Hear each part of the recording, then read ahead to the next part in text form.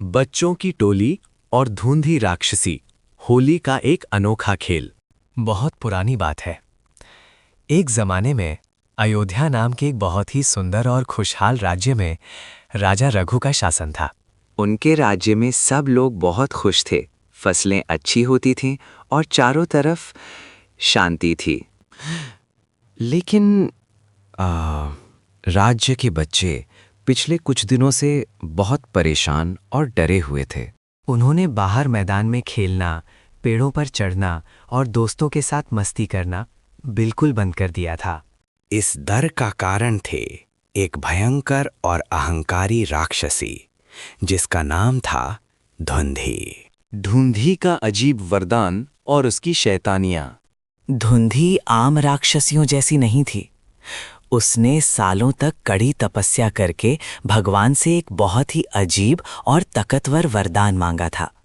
उस वरदान के मुताबिक धुंधी को दुनिया का कोई भी अस्त्र या शस्त्र नहीं मार सकता था, ना ही कोई देवता, ना कोई बड़ा राक्षस और ना ही कोई ताकतवर इंसान उसका कुछ बिगाड़ सकता था।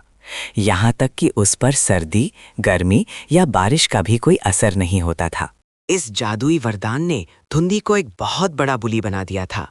उसका सबसे पसंदीदा काम था मासूम बच्चों को डराना। वो अचानक से पेड़ों के पीछे से निकलती, अपने बड़े बड़े दांत दिखाती और बच्चों के खिलौने और मिठाइयाँ छीन लेती थी। बेचारे बच्चे डर के मारे अपने घरों में छिप जाते थे। राजा रघु की परेशानी और गुरु वशिष्ठ का उपाय। जब राजा रघु को इस बात का पता चला तो वो बहुत चिंतित हुए। उन्होंने अपने सबसे बहादुर सैनिकों को धुंधी को भगाने के लिए भेजा, पर वरदान की वजह से सैनिक उसका कुछ नहीं कर सके। हार मानकर राजा रघु अपने सबसे समझदार ऋषि गुरु वशिष्ठा के पास गए और उनसे मदद मांगी। गुरु वशिष्ठा ने अपनी आंखें बंद की। कुछ देर ध्यान लगाया और फिर उनके चेहरे पर एक बड़ी सी मुस्कुराहट आ गई। उन्होंने राजा रघु से कहा, राजन, फिक्र की कोई बात नहीं है। हर बुराई की एक कमजोरी होती है। धुंधी को किसी तलवार या तीर से नहीं हराया जा सकता, पर उसे हराने का एक और तरीका है। बच्चों की निडर हंसी, उनका शोर शराबा और उनकी भोली शैतानियां। धुंधी बच्चों के रोने और डरने से ताकतवर होती है, पर उनकी खुशी और हिम्मत के आगे वो बिल्कुल कमजोर पड़ जाएगी। ये सुनकर राजा रघु ने राज्य के सारे बच्चों को महल में बुलाया। जब बच्चों को पता चला कि उन्हें एक मॉन्स्टर को भगाना है तो वो डरने के बजाय बहुत एक्साइटेड हो गए। उन्होंने मिलकर एक जबरदस्त टोली बनाई। दिन चुना गया फागुन महीने की पूर्णिमा का। बच्चों ने पिछले कई दिनों से तैयारी शुरू कर दी थी। उन्होंने मिलकर जंगल से सूखी लकड़ियां और पत्ते इकट्ठे करके गांव के बीचों बीच एक बड़ा सा ढेर लगाया।